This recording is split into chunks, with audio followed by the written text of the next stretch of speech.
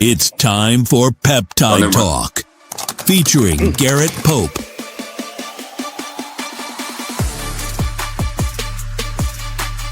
Now, here is your host, Joe Zapata.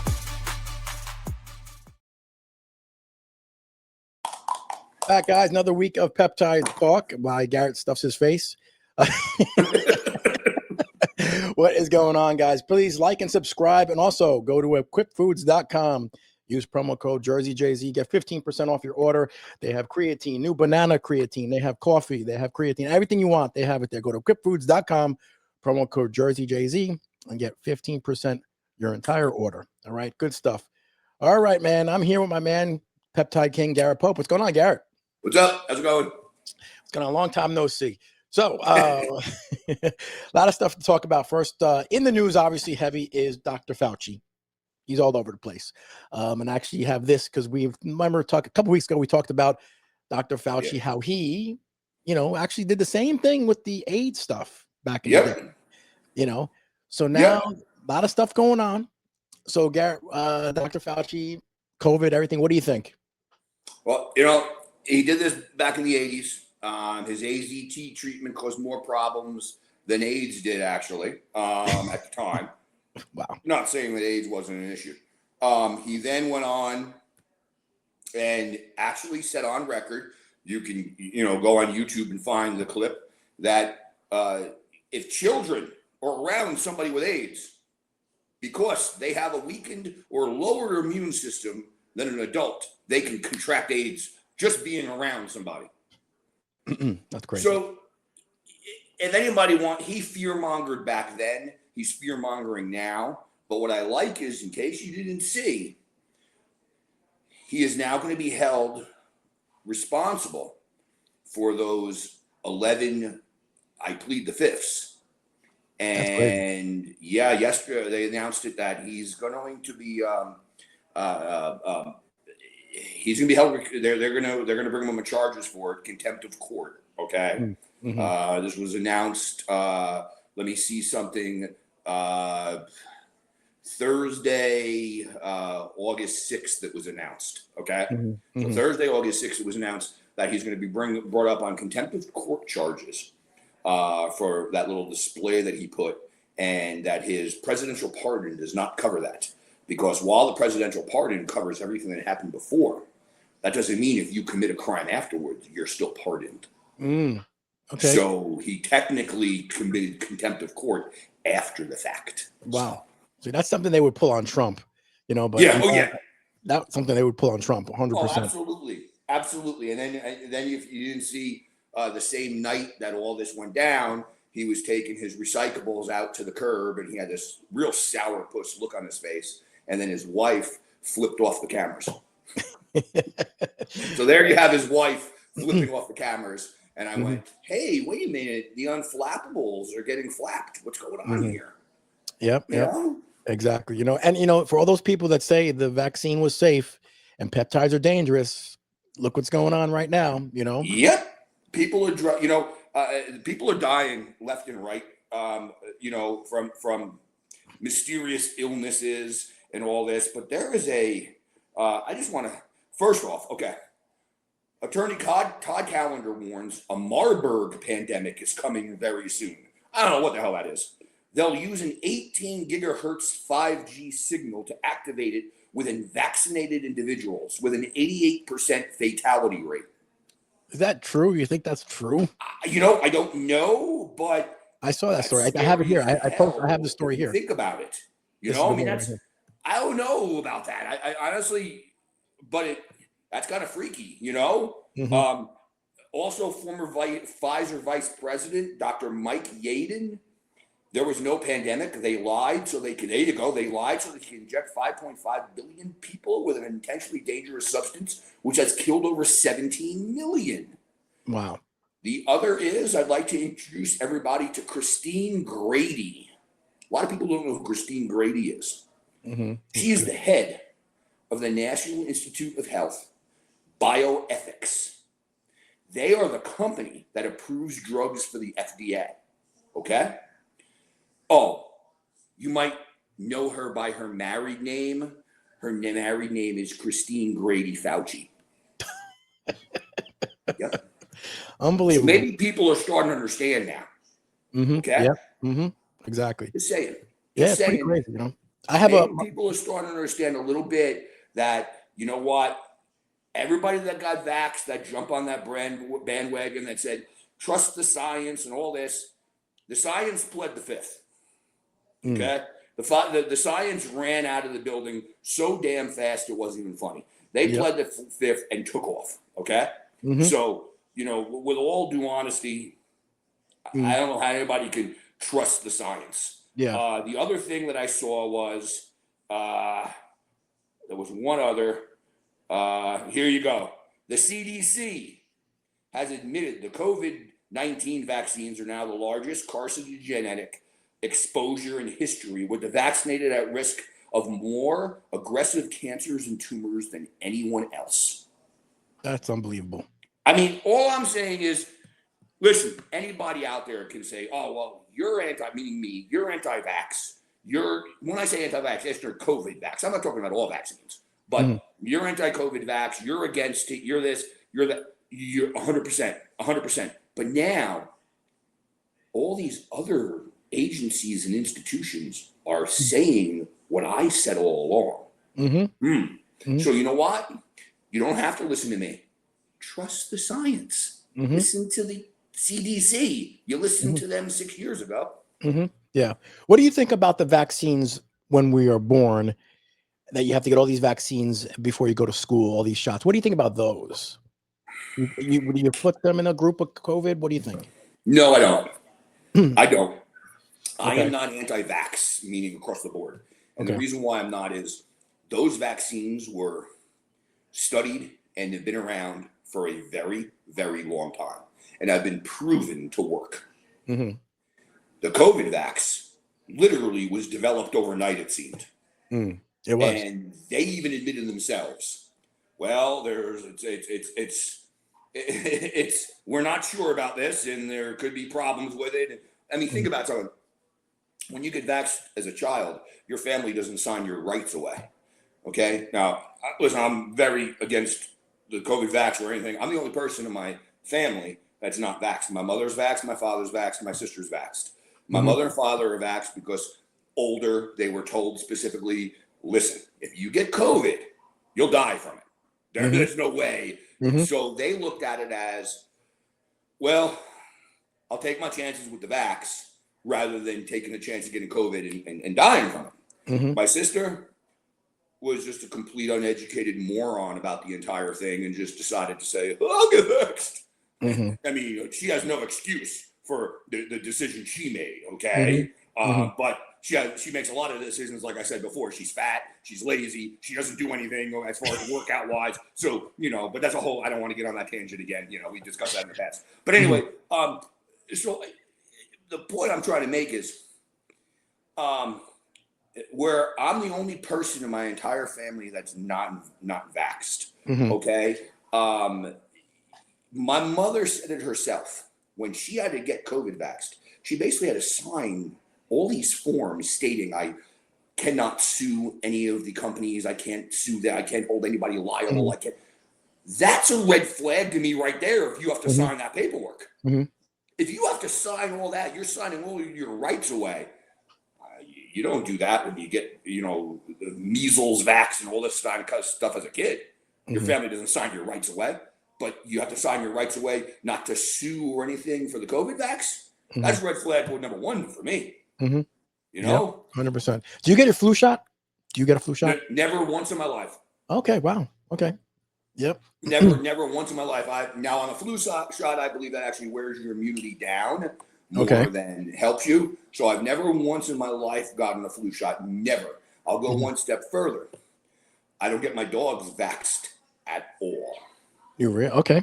Yep. So I go one step further. My dogs I've seen too many horror stories where people's dogs get vaxxed and bad things happen and this and that. My dogs are not vaxxed at all. I don't get them any type of vaccines done. Okay. Because I don't trust them. There's also a little thing out there. The vets, again, it's a money-making thing.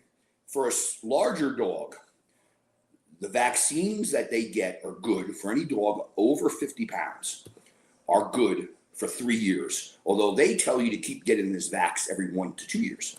For a small dog under 50 pounds, the vax is good for 7 years. They'll still tell you to get it every 1 to 2 years, though, because they want to keep churning that money out. When I brought that up to the vet one time, the response I got from the vet was this: "You're correct." And I go, "So why do you tell me it's got to be renewed every 1 to 2 years and blah, blah, blah, blah, blah." And I see what I do is I lie to the vet. I tell them I go to Tractor Supply and I get all their stuff done there. So I tell them I get everything done at Tractor Supply. "Oh, okay, we understand that because it's cheaper and this and that. We just need the records." "No problem. I'll email it to you when I get home." And then when I get home, I go, "Yeah, never sent him a thing." You know what I mean? So, but when I said that, and I said, "Well, why do you tell me it has to be done every 1 to 2 years?" "Well, that's our practice." "Oh, so you know what that's like me telling you? You're supposed to take 10 IUs of Glow a day." Okay. And that's what we'll do. And that'll be a 30-day supply. But my practice is to tell you to take 50 IUs a day. This way, you'll be out of it in much faster time, because that's my practice, because I want to make more money. Do you see what I'm saying? Yeah, 100%. Now, did you get the COVID? Did you get it sick at all? Yeah, I did. Let me see something. June of 2020. I was sick for about 5 weeks, and I had it pretty bad. Never went to the doctor. I don't believe in doctors. I don't believe in hospitals. I think they all make it worse. Okay, I just do.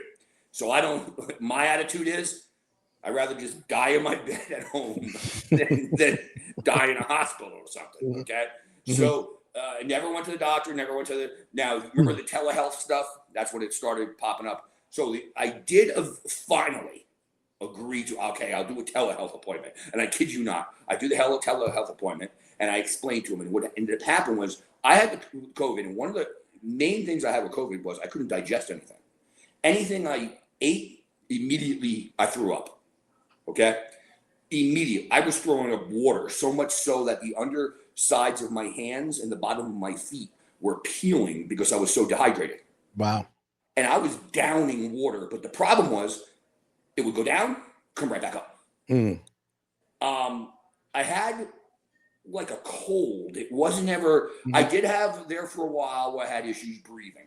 I remember that. I had issues breathing, would get out of breath real easy. Wasn't the smartest about things. I was in the middle. I mean, I probably had it like for 2 weeks. It was real bad. And I said, I don't care anymore. I'm going to work out today. Not the smartest thing to do. No. I literally ended up on the floor, couldn't catch my breath. And I was on the gym floor, on my rubber floor, looking up at the ceiling, saying to myself, this is how I die. So well, that's how you wanted to die, you said last week. That's my point. Yeah, that's my point. So I was happy with that. You know what I mean? I was fine with that. But it was, it was very, I couldn't hold anything down or anything. I lost a bunch of weight because I just couldn't hold anything down. Wouldn't go to the doctor. When I finally made a telehealth appointment, here's what the telehealth doctor told me. Well, it sounds like you might have cancer. Oh my God. Oh my God. That's what I got. And I go, what? Cancer? Well, we're from the weight loss, from not holding anything down, blah, blah, blah, blah. We think that's cancer. So, And I'm like, this is why I don't bother going to doctors. This is why I don't bother going. This is why I just throw in the towel. You know what I mean? 100%. I eventually got better. I lost a ton of weight. I lost 52 pounds. Wow. In 5 weeks, because I literally got to the point where I was forcing myself to try to hold the food down, and I couldn't. I mean, it was to the point where, okay, I would have a protein shake, okay, because I couldn't digest food. All right, I'll just drink shakes or drink a protein shake. Go to take the dogs out into the backyard to let them out, and I'd be hanging over my fence, puking my brains out. Wow. Okay, I never forget the neighbor looking horrified as I'm projectile vomiting over the thing. Wow, that's crazy. So No, it was bad, huh? it was bad, and I couldn't hold anything down. I mean, I literally couldn't hold anything down. And then when I finally, there was one day, I'll never forget it. It was Saturday, July 4th, 2020. And that was the first day. I got up in the morning. Oh, wait a minute. I don't feel like I've been run over by a truck today. Let me see if I can hold something down. And I had a protein shake, had a bunch of water, and I held it down.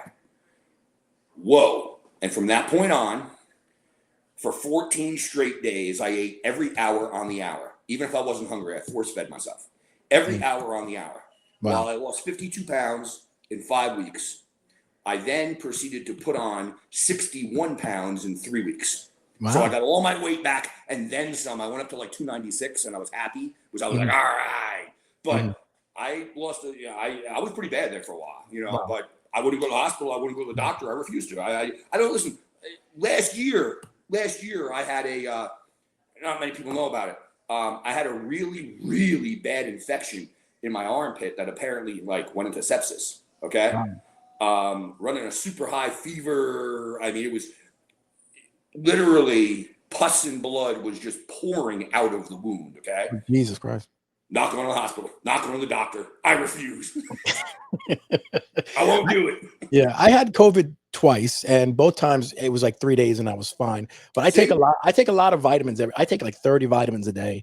Like I take a lot of vitamins, and I take zinc. I take a lot of vitamin C. I take a lot of stuff. So I was okay after 3 days. So see, I take that also. I take all that also, but I was puking that right up. Yeah, that's crazy. Everyone's different, I guess. And what they were saying all the time, and I've heard this study that vaccines are safe because people back in the the 20s and 1910s, going back all these years ago, were dying younger. You were dying when they were in their 30s or whatever, but because of the vaccines, you live longer. The reason why we were living longer is because our sanitation got better. That's what the real problem was. Of sanitation. Yeah. People were shitting in the streets back then. We were not very clean society going back all those years ago. And now we became a cleaner. We have toilet bowls. We have toilets. We're washing our hands. That's why we started living longer, because that's what the real proof is, not the vaccines. Absolutely. Absolutely. And listen, there's a lot of things. I mean, if people look up, you can find Bill Gates talking about population control and everything right before the pandemic also.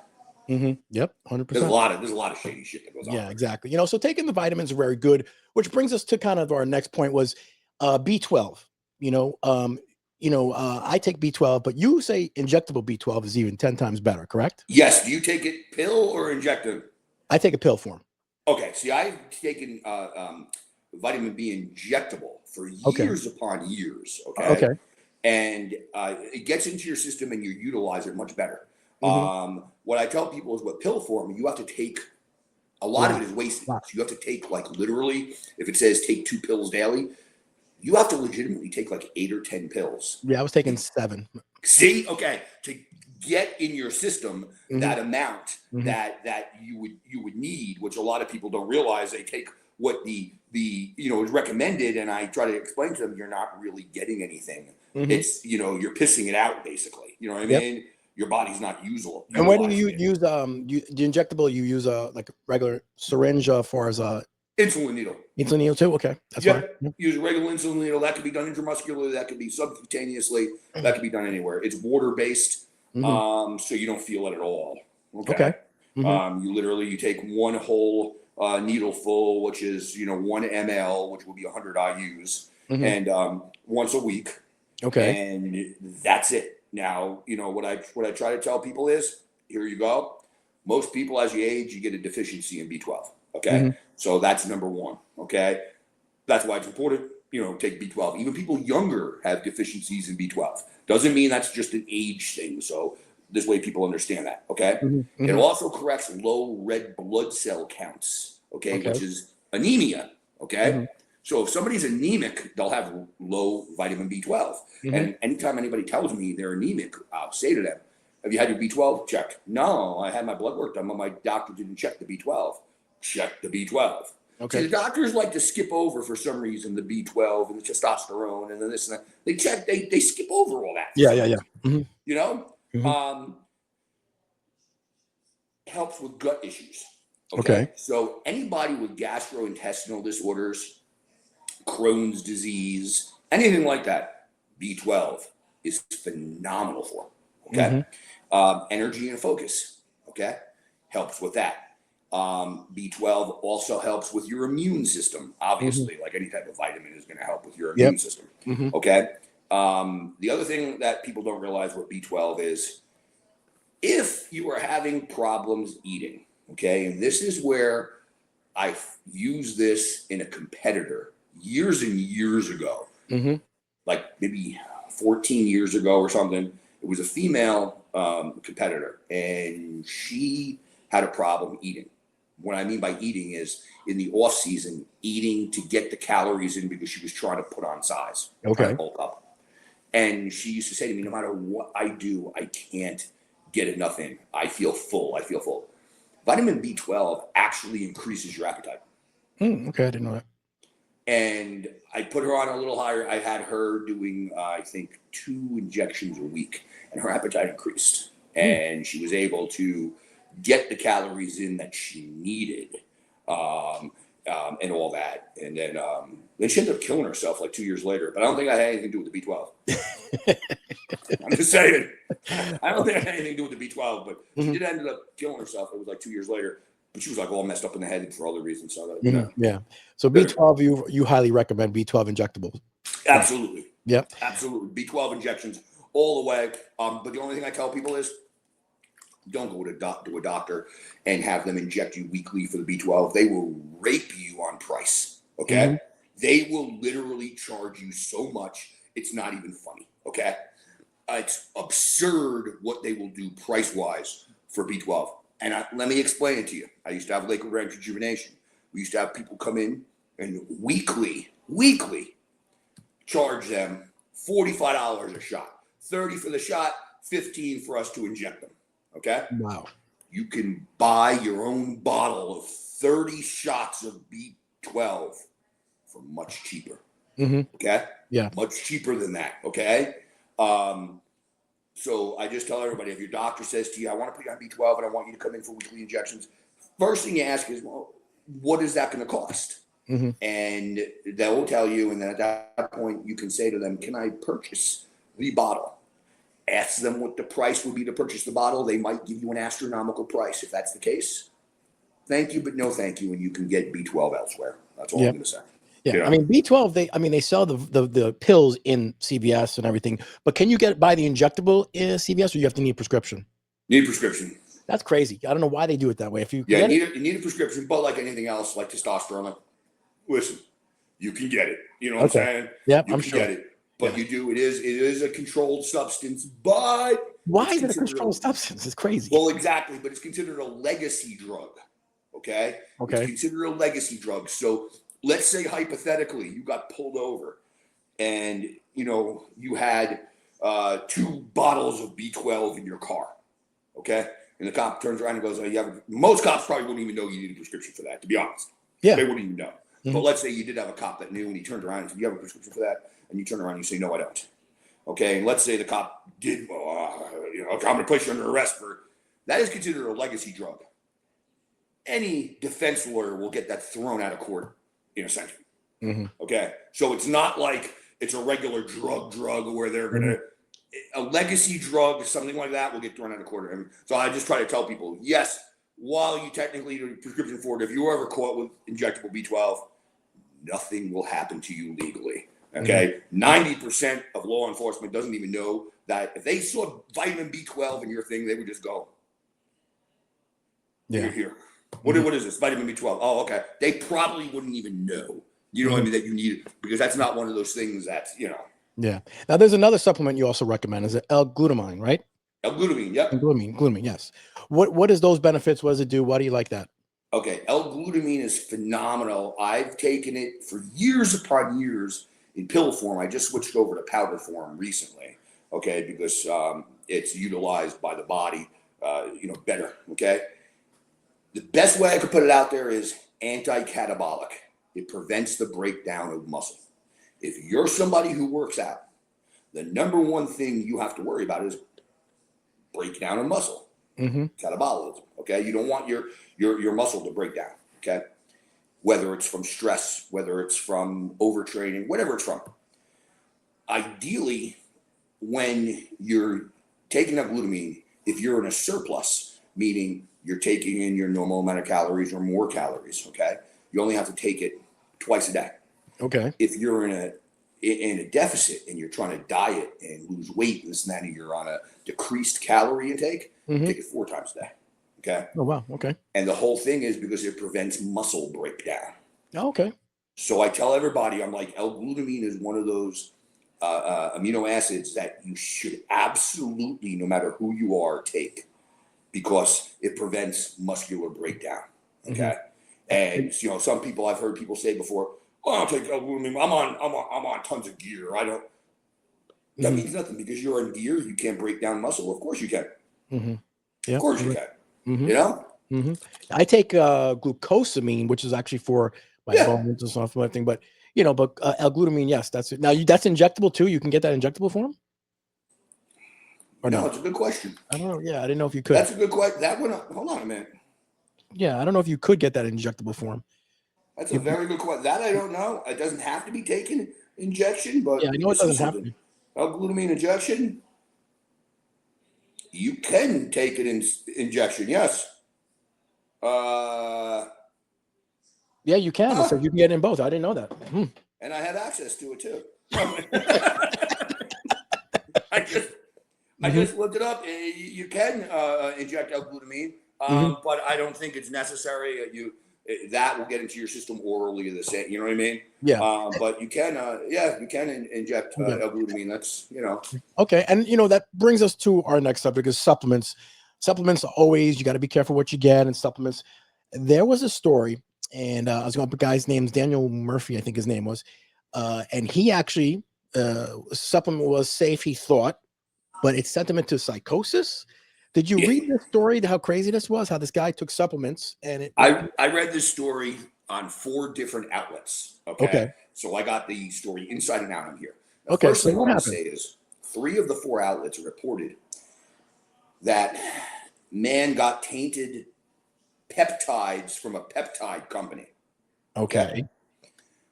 I will tell people right now, because it's public knowledge. The name of the company was Paradigm, Paradigm. Okay. That was the name of the company. While they sold peptides, the tainted supplement that he was taking was a SARM. Okay. SARMs. Okay. Yes. What do you know what SARM it was? Or RAD 140, or what do you know? Do you know what SARM? It didn't say. Okay. It didn't say. It just said it was a SARM. Okay. But the media enjoyed saying it was a peptide. Of course. Okay. They enjoyed saying it was a peptide company. Okay. And when reality, Paradigm made more money off of SARMs than they ever did peptides.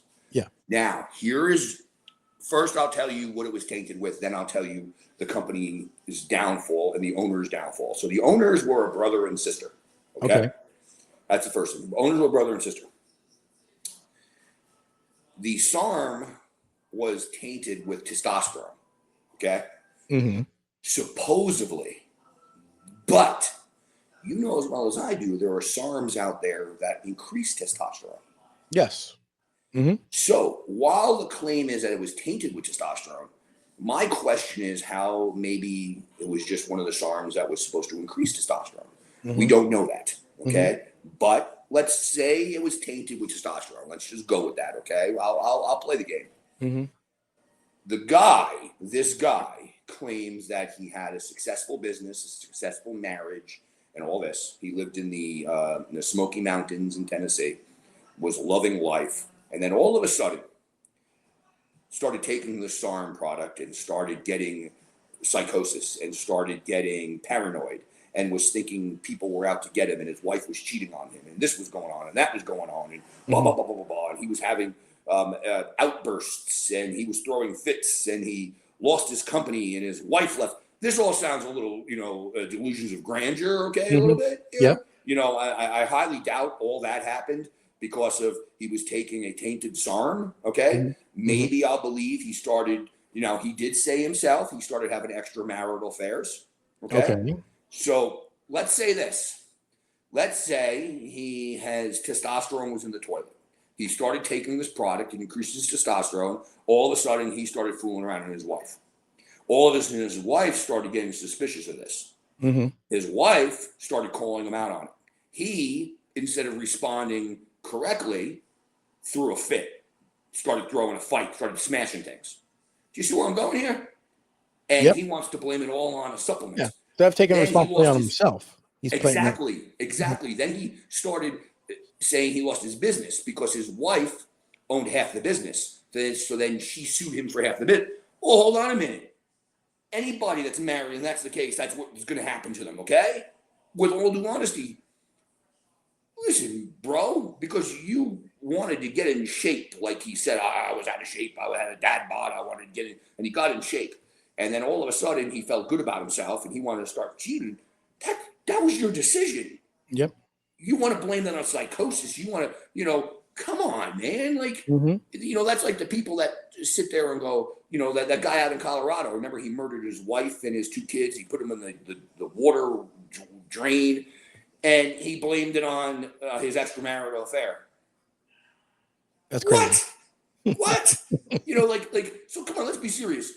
But here's why the company, the guy, the brother got sentenced. This was just last week. The brother got sentenced to 5 years. Okay. The sister got sentenced to, I think, 1 year and 4 months, I believe. Either 1 year and 2 months or 1 year and 4 months. Either way. So a little over a year. Yep. They both got sentenced.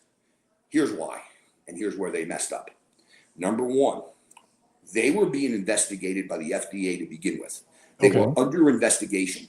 And the reason why is on their website, they were putting made and manufactured in the USA. It was coming from China. Of course. So that's number one. And I tell people, if you put on your website, if you put on your bottles, if you put a made and manufactured in the USA, you're screwing yourself right then and there because you're openly lying. You are opening yourself up to lawsuits, criminal prosecution, That's number one. And that's what they did. Okay.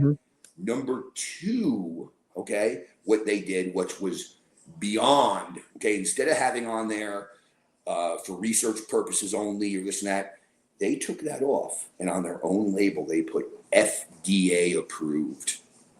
See, that's the big mistake. Yes. And that's why the FDA was investigating them because they got word of it and said, wait a minute, we didn't approve any SARMs or this or that. What are you talking about? And they looked into it and they put on every single one of their bottles, FDA approved, made in the USA, manufactured in the USA.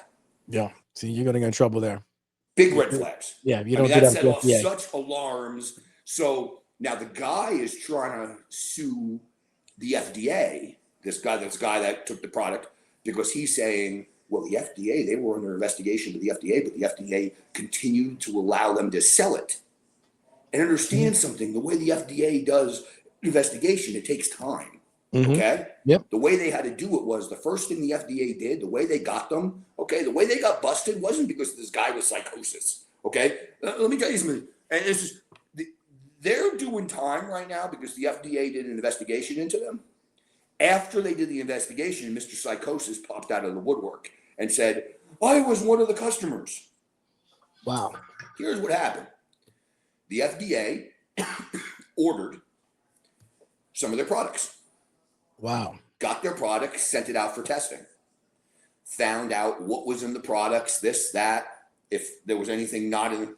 Then they were able to find out where the products originated from. Guess where they originated from? I mean, you can first guess, you'll get it. Their house. China. Probably. I was China. Yeah, but I'm saying okay. China. It came in from because they were able, I guess, through mail. They were able to see they were having packages coming from China.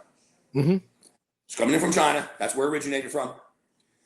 And what the FDA did was test it and then say, number one, okay, they're putting FDA regulated on this. They're putting made and manufactured in the USA on this. We got them dead to rights. We can open an investigation now. But that takes time to do all that, to get the product, to send it out for testing, to do an investigation, and this guy said, they continue to let them sell it.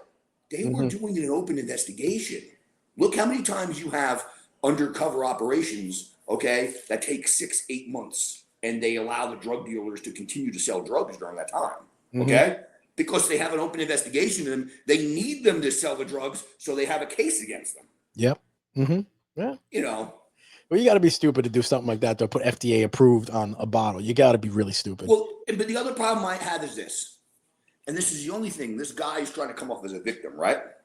And it's the only thing I don't understand anybody, the press, anybody, didn't say in one of his interviews. And if I was interviewing this guy, the first thing I would say is this. I would listen to his whole story, and I would say, while you got a supplement that was tainted, that was possibly didn't have what it claimed to have in it, that's fine. But at the end of the day, you knew SARMs were not legal. He admitted it because he said, I started using a SARM and I knew they weren't legal to use, but I picked this company because they said they were FDA regulated and they were made in the USA. But he admits he knew they were illegal. You know what this is like? Somebody going and buying crack and then having a reaction to it and go, I can't believe this. I'm suing the crack dealer. This doesn't make sense to me. And if I was a reporter, I would sit down and go, you brought your own problems on. You did an illegal. You knew it was illegal. You took your chances in the first place. You made, in fact, hey, maybe we should open an investigation into you now, brother. Just saying. Yep, 100%. 100%. I mean, this guy just comes off as like a little bit too much of a twat. You know what I mean? Oh, my testosterone went high, and that caused me to cheat on my wife, and that caused me to slap her around and to throw things and break things in the house and to lose my business and to lose my mind. Oh, stop. 100%. You know? Unbelievable. Also I wanted to bring up too another quick story is that Eli Lilly is still in the news again. They're doing a lot of stuff, and I brought up this article you sent me. Hold on, it's coming up right now. Oh yeah. Is that Eli has raised its full year 2026 revenue focus to range between 85 billion to 87 billion, up from the previous, because of the surging global demand and increased volume of highly popular GLPs, and that's going to be really big. They are going to be full GLPs in this boat, and that's what they're going to do. They're going to be pushing this really hard with the GLPs. Yep. What do you think? They've come up with a name for it. Okay. Really? They're calling it their triple G. Triple G. Wow. Okay, because they want to separate themselves from, because since Red is out there, people know the Red is, they want, so they're calling it triple G. Okay, which is, I understand people out there going, ooh, triple G, what's that? It's retatrutide, okay? But they're calling it that. An update to what I said in the past, that they were going to originally market it at $3,000 a month. It now, from what I'm hearing, is the price point is going to be $3,600 a month. Wow. I don't know too many people that can afford that. No. Hollywood, if you're Hollywood, you're going to be using triple G all the time for Eli Lilly. But if besides that, not too many people can afford an extra $3,600 a month. A month. Not that's a lot. $3,600 for 12 weeks. Okay, a month on it. Okay, 100%. That's pricey. Number two, they're going to clean up on this. They're going to clean up on this. What they're trying to do is, they're already attacking the gray market, trying to put it all out of business on the gray market. And there's going to be a Retta shortage come the first quarter of 2027. I've warned everybody of it already. I'm going to tell you a quick story. I went at work on my job. A couple vendors took me out to eat and stuff. Vendors take you out to eat to kind of get. and they see me, they see I work out, I look good, and then they say, they know I have a podcast and stuff like that. And they were watching everything. Every one of the people I've talked to, that the vendors that were there, everyone I was talking to, everyone was telling me their story, how them and their wives, because it's a typical family. Their wife is home watching the kids. She gained a ton of weight. The guy works. They work so much they can't hit the gym. The whole 9 yards. Everyone was telling me, and every one of them is on a GPL, is in a JLP drug. Every one of them. Every one of them was on it. And they were telling me that. I'm like, she's like, yeah, we take Ozempic. Then this one's like, yeah, we take this. And I'm like, every single one of them. Yep. Unbelievable. And I was like saying to myself, I can't believe it. I mean, this is no wonder why. This is what we're doing. The GLP-1s the GLPs, period, are called the housewife drugs now, or the soccer mom drugs, I've heard also. And that's what they are. They're now, so the housewife and the soccer mom aren't, fat turds anymore. Okay? No. And that's the honest to God truth.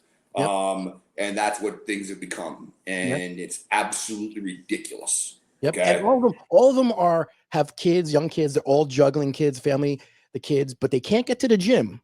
But all of them are on the GLP. Yep. And I'm just looking at them. I'm like, why don't they try going to the gym?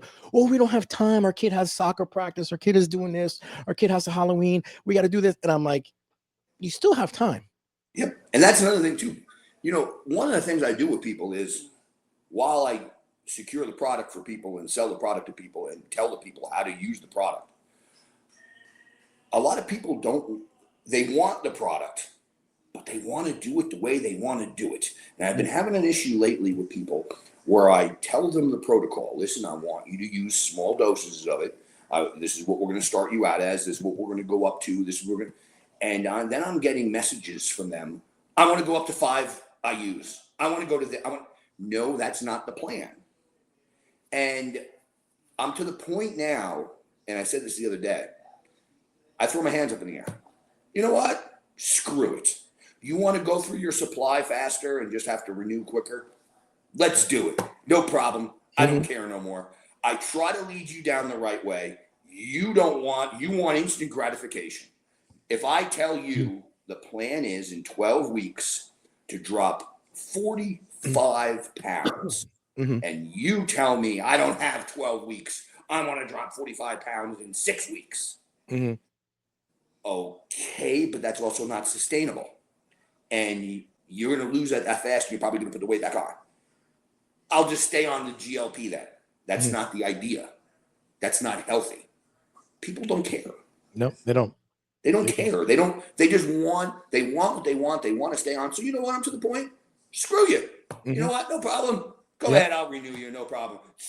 Go ahead. Send me your money. I don't care. Because I'm done. I'm trying to do things the right way for people, the healthy way. They don't want that. And that's why these drug companies are making so much money, because what they're doing is 12 milligrams a week. Let's do it.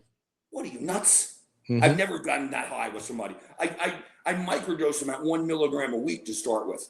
You've got to build yourself up. Okay. Most people I don't take above 2.5, 3 milligrams a week tops. They want to be after a month. I want to use 5 milligrams. Yep. 100%. Crazy. Unbelievable. Now most insurances don't cover this, correct? Ozempic and stuff, right? Exactly. Most insurances do not cover it. If you have military insurance, the VA insurance, that usually you're covered, okay? Because they cover most things. They cover most things. I'm surprised that maybe they're going to try and make insurances try and cover this. It wouldn't shock me, because then they'd be able to make more money, because now more people might be. I don't know if the insurances will, because it's going to be considered elective. Yep, you're right. So here's the only way an insurance can cover it. If you're diabetic, and they can prove we're putting this person on this medicine because of their diabetic condition. Yep. Okay, now I can see the insurance covering a percentage of it. Yes. Not 100%, but a percentage. But if you're not diabetic and the doctor says I'm putting them on this for weight loss, the insurance is going to go, that's elective. That's elective. That's like a gastro bypass. That's an elective surgery. That's like a nose job. That's like the breast implants. Yep. Those are all elective surgeries. Nobody told you have to. You know what? I hate to be a dick, but it's the honest truth. Nobody told you your fat ass to get that big in the first place. Nope. No, 100%. You know, and every one of these vendors I was talking to, their wife, they said, "Oh, after we had the baby, we couldn't lose the weight and this and that." And I said, "Did you go to the gym?" They're like, "No, I just don't have time." You know, nobody has time to go to the gym. Nobody has time to eat right. Nope. But everybody has time to take an injection. Yeah, everyone's time to do that. Yeah, and you know, it aggravates me because it's like you don't have time to put the work in, you don't have time to put the effort in, but if there's a drug that can make you lose the weight, and that's what we get into when I've said before too, the body positivity people. Don't fat shame. People should be proud of how they look. Obviously, you weren't too proud of it if you jumped on that GLP as a fat housewife the moment it came out. Yep. Mm-hmm. So. Yep. Exactly. No, well, we got about 10 minutes left here before I know you got to run. I want to touch base on something we talked about quickly about the baseball. I know it's a little bit off topic, but me and Greg Valentino were having a conversation about Keith Hernandez and Don Mattingly. And, you know, me and Greg are both Yankee fans, but obviously we know Keith Hernandez was one of the best first basemen in the 80s during that time. We were having a debate, Don Mattingly, Keith Hernandez. Now, I think, you know, Don Mattingly should be in the Hall of Fame, even though he didn't play as long. And you can even probably say that for Keith Hernandez, probably. Yep. But they're not. Which blows my mind. Which they're not, which is kind of crazy. And, you know, especially with their accolades. Now, I know Mattingly won MVP, and so did Keith. He shared it with Willie Stargell. Both won batting titles. Where do you think between Mattingly and Hernandez? Where do you think? All right. Let me preface it with saying this. Growing up as a kid, Keith Hernandez was literally my idol. Okay. I've never idolized anybody. I'm talking football player, baseball player, bodybuilder, nothing in my life idolized, except as a little kid, Keith Hernandez. I used to try to swing the bat the same way he did. Mm-hmm. Everything. I loved Keith Hernandez. Loved him. Okay. As a little kid. Still love him to this day as one of the announcers for the Mets. Okay. Mm-hmm. Love him. Okay. Love him. So if you compare both of their numbers, yes, both has a batting title. Here's the interesting number. Both of them, Mattingly and Hernandez, have both hit over 300 for a season 7 times in their career. Yep. So that's interesting that both of them the exact same number of times. Mm-hmm. Hernandez, while people don't realize, has 2 World Series titles. One with the 82 Cardinals, one with the 86 Mets. Okay. Mm-hmm. So he's got 2 World Series titles where Mattingly has no World Series. No. Okay. Mm-hmm. That plays into things a little bit the same way with like a quarterback in the NFL. Okay. Mm-hmm. Offensively, as far as average goes, as far as contact, they were great. Contact, all that, they were great. Mattingly had more power, clearly. Okay. So Mattingly had, more power than Hernandez. Go to the defensive side of things. I do believe Hernandez was a better defensive first baseman than Mattingly. Mattingly was good, but Hernandez Hernandez reinvented how to play first base, how to cover bunts, it was amazing watching him, the things he did on the field, okay, that any other first baseman do, okay? Mm-hmm. So do I think both of them belong in the Hall of Fame? Absolutely. It's a crime that they're both not in. I don't understand that. Okay. Yeah. Because it seems like lesser players have gotten like Harold Baines is in the Hall of Fame. Yeah. And we're like, Harold Baines is in the Hall of Fame. That doesn't make sense. I don't understand that because Hernandez and Matt, listen, there was a time in New York, and I don't think people appreciated it when I was a kid. New York had the best 2 first basemen in all of baseball. Yep. They really did. They had Mattingly and Hernandez in New York. What more could you ask for? Mm-hmm. I think that's the closest thing to a tie in an argument as you can come up with. Okay? Yep. Mm-hmm. So I'm going to say the tiebreaker is this. Keith Hernandez had a recurring role on Seinfeld, and Don Mattingly didn't. Therefore, Hernandez wins. Therefore, Hernandez wins. No, honestly, they're both great players. Mm-hmm. I'm more partial to Hernandez, obviously, because being a Mets fan, the 86 World Series, all that. But with all, you know what? Even go on to after their careers, okay? Mattingly has been a great manager. I think. Okay? I think so too. I think he's been a really good manager. A great manager. No, he hasn't won a World Series, but he's been a great manager. Mm-hmm. Look, even this year, the way he turned the Phillies around. I hate the Phillies. Okay. But look how he turned the Phillies around. Even he's done a phenomenal job with them. He hasn't done as good of a job as Chad Tracy did with the Red Sox. This is absurd. Yeah. What the Red Sox are doing right now is unprecedented. Yep. It's crazy. Okay, I've never, ever in my life seen a turnaround like this. Although, let me tell you, the Mets have won 3 in a row since trading away all their garbage. Yeah, that's true. Which brings me to another thing, okay? I heard you guys talking about Jeffrey Yan. Yes. Okay. I heard you guys, and that one I didn't comment on because I wanted to bring it up on here, okay? Okay, go ahead. Okay, I want to read something to you that this way, because I remember Greg saying, I heard what he said about, hey, listen, the guy, he first came up, he's been doing this in the minors, okay, the celebration. But let me explain one thing, and you could tell Greg this too, because this is very interesting. Jan, whatever you want to say, started playing professional baseball in 2014. He blew out his elbow at 19 years old. He didn't pitch in pro ball for 5 seasons. During that time, he worked as a roofer, landscaper, and a delivery driver. He was playing in a local Sunday league for a team called the Expendables. Okay. Let the man celebrate. And I'm going to be honest with you. It excites the hell out of me. Really? I love it. I love it. You want to know why? You know, I heard Greg bring up the Birdman, Finch. Okay? Fidrich, whatever the. Yeah. I remember I heard him bring up, he's got a good point. I'm going to bring up one other. Do you remember crazy Dennis Oil Can Boyd? Yes, Dennis Oil Can Boyd. Yep. Played with the Red Sox. I remember. He was a nut job. Okay. Manny Ramirez. Nut job. Okay. Yeah, exactly. Jeffrey Yan might be a little off, but you know what? Sometimes a team needs that. And I like it. This guy is so into it. He's so excited. Now, do I think this is going to lead to fights down the road? That's what 1,000% I do. Because let me tell you something. He's going to do this with a guy that gets butt hurt, like a Bryce Harper. Okay, and Bryce Harper will cry and complain. And it's going to lead to a fight. Okay, you know what's going to happen. But you know what? Besides, I'm just giving you a little example here. And again, I'm partial. It's 40th anniversary. Do you know, besides leading the league in almost everything else in 1986, the New York Mets in 1986 also led the league in fights? I knew that. Sometimes that's good for a team. One of my issues with Mendoza previously as manager and this Mets team, the Mets led the league 3 consecutive years in hit batsmen, meaning they got hit the most. Pete Alonso used to get plunked every time you turn around. And Alonso would just take it and walk to first base.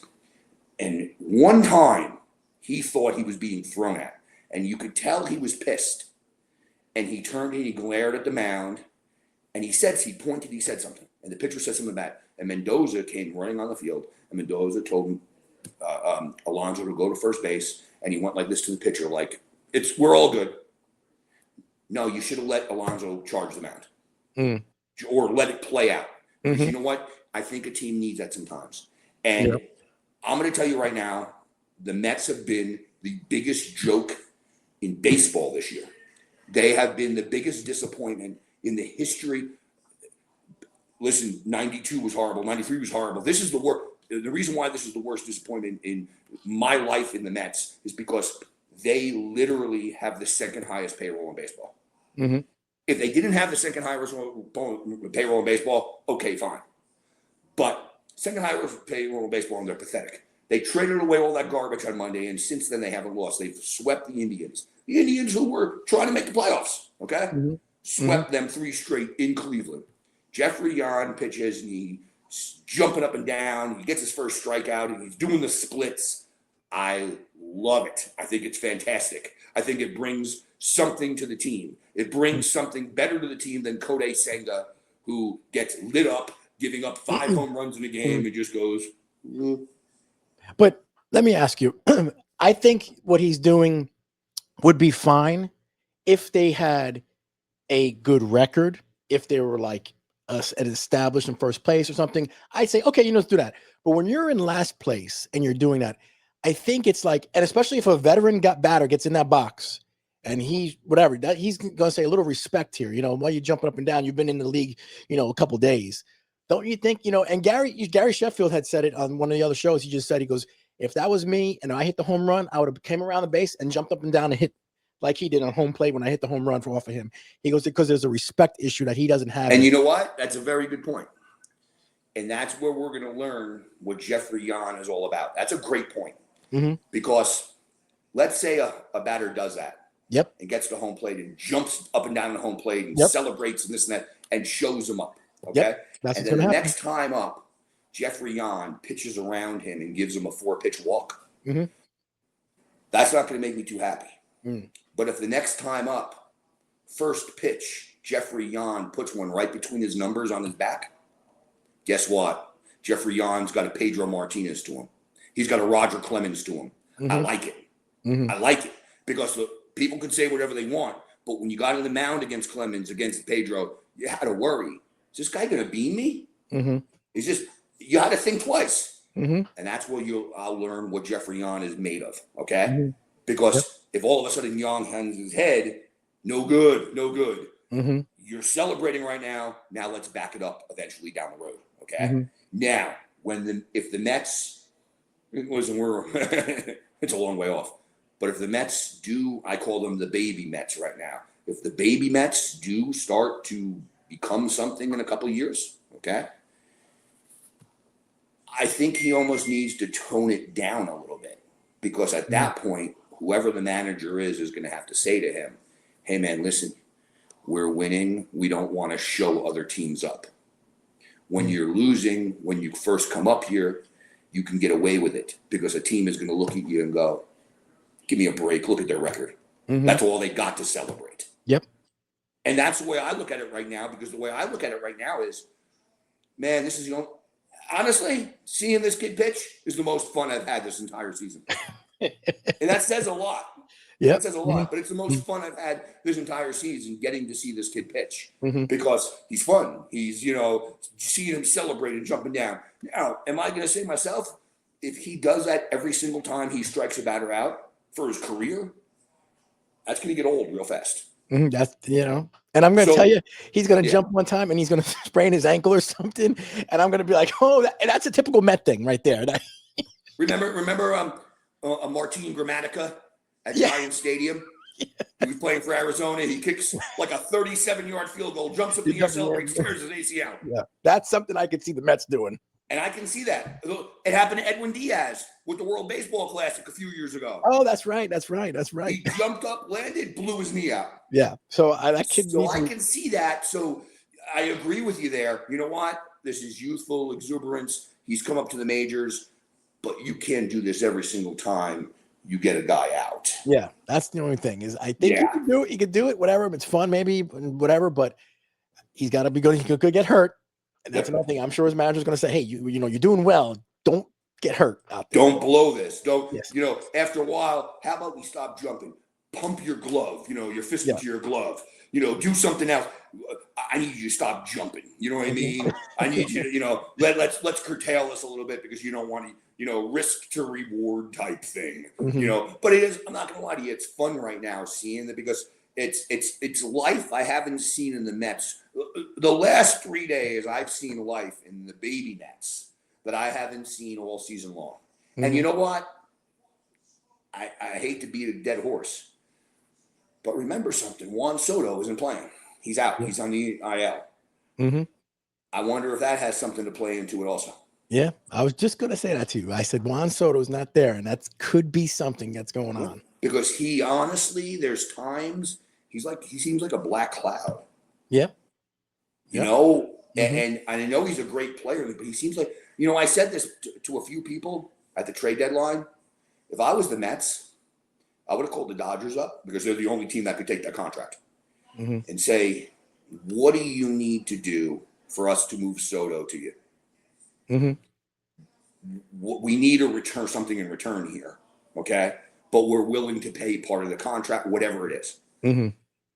Maybe the Dodgers would have went for it because I just think Soto, there's something about Soto that bothers me. Yeah. There's something about him that just, Something about him bothers me. I don't know. I forget who it was. Somebody on ESPN or somebody said that they think Soto is going to age fast. They say they said he'll have like another 2 years, but then suddenly, boom, it's just going to drop off, and you're going to feel it really quick. Remember Albert Pujols? There you go. Same thing. Same exact thing. He's going to age the way Pujols do. Pujols just fell off a cliff like that. Yep. And I agree with that 100%. 100%. Just on the flip side of things, just one other thing that since I just brought up the Dodgers, did you see the deferred money the Dodgers owe? No, I didn't see that. $1.1 billion in deferred money. Jesus Christ. They're paying all these contracts off over the next 10 years. Okay. Oh, we're deferring this, we're deferring that. So if Major League Baseball does, which is a lot of rumors, they're going to get a salary cap. If that happens, the Dodgers are screwed. That's why they're trying to win all these World Series now, because they're going to be screwed for years upon years to come. Yep. And what I'm going to compare the Dodgers to right now is WCW against WWE. Remember when WCW was buying and they were giving them guaranteed contracts? Yep. Mm-hmm. And they basically were giving them guaranteed contracts, and the wrestlers didn't care. They didn't have to perform. They can sit at home and they would get paid. Well, what's going on with the Dodgers right now? Like Edwin Diaz. Hey, I don't care. I got paid. I don't care if I don't play the whole year. Kyle Tucker, who's having a horrendous year. Mm-hmm. Who cares? All these guys are going there, and they just know we're getting paid. Mm-hmm. I'm telling you, two things happened. The Dodgers just got swept at home against the Red Sox. Then right after that, they went to Chicago. They got swept in Chicago 3 straight. Okay? Wow. Listen, the Dodgers have beat up on the lesser teams all year long, okay? They just played 2 teams that will be playoff teams, okay? The Red Sox are on a historic run right now, and the Cubs have really gotten hot. Both those teams, they're going to be postseason teams. Mm-hmm. I'm going to be honest. I don't know. The Dodgers might have an issue come the postseason this year. Yep, I think so. They're going to be there. We all know that. Mm-hmm. But the National League, the Dodgers might have problems with the Brewers. They might have problems with the Cubs. Mm-hmm. I don't see them having problems with anybody else getting to the World Series. But out of the American League, look out. Yep, 100%. You were mentioning about the 86 Mets always fighting, leading the league and fighting. A lot of those fights were between themselves. Yeah. Kevin Mitchell, they said was like an animal. And I don't know if you heard that story one time, and it was when Kevin Mitchell was with the Giants at the time. I don't know if you heard this story, and I think Harold Reynolds talks about it. He was out partying, doing whatever, and the manager got pissed. He's like, where's Mitchell? He's supposed to be here. Because he was at that time, remember, he hit a lot of home runs with the Giants. God, yeah. Remember? So he wasn't there, didn't show up, blah, blah, blah, blah, blah, blah, blah. And he said, that's it. He's sitting. Well, the next day, Mitchell misses a day because he said he was out partying, whatever. Comes in the locker room the next day, looks at the lineup card. His name is not there. He takes a pen, crosses out the 4th batter, puts his name, gets in uniform, and goes, that's the lineup for today. And the manager just said shit to him. Kevin Mitchell was the Haku of baseball. Of baseball. And I'm going to tell you a little story. You might have heard this. So Kevin Mitchell grew up in gangs. Okay. Yeah. Yep. So much so, Kevin Mitchell has a huge knife scar on his body where he was knifed one time. Okay. Wow. I'm going to give you a little story here. So the Mets, okay, when Kevin Mitchell came up with the Mets, and a lot of people don't know that. Okay. And he was on the 86 team. Okay. And that's one of the reasons why they traded away George Foster during 86, because they wanted to give playing time to Mitchell. Mitchell. Plus, Foster just was not liked in the clubhouse. Okay, that's awesome. But so during the spring of that year, okay, they were playing a pickup basketball game, and Darryl Strawberry's like one of the big shots on the team. He was known as a tough guy. He was always he charged them out. They were playing a pickup basketball game. And there's a famous story. Ralph Kiner used to say this all the time. Tim McCarver, who is one of my all-time favorites, I loved him. He used to tell the story. So they were playing a pickup basketball game, and they started having words. And apparently, Strawberry charged, the net too hard, and Mitchell, fired back at him, and they were having words. And Mitchell went to turn around, and Strawberry took the basketball and fired it at Mitchell and hit him in the back of the head with the basketball. And Strawberry stood there and said, "What are you going to do?" And Mitchell basically rushed him, and he shot in on him, took him down by the legs, immediately mounted him, and just started raining punches down on Strawberry.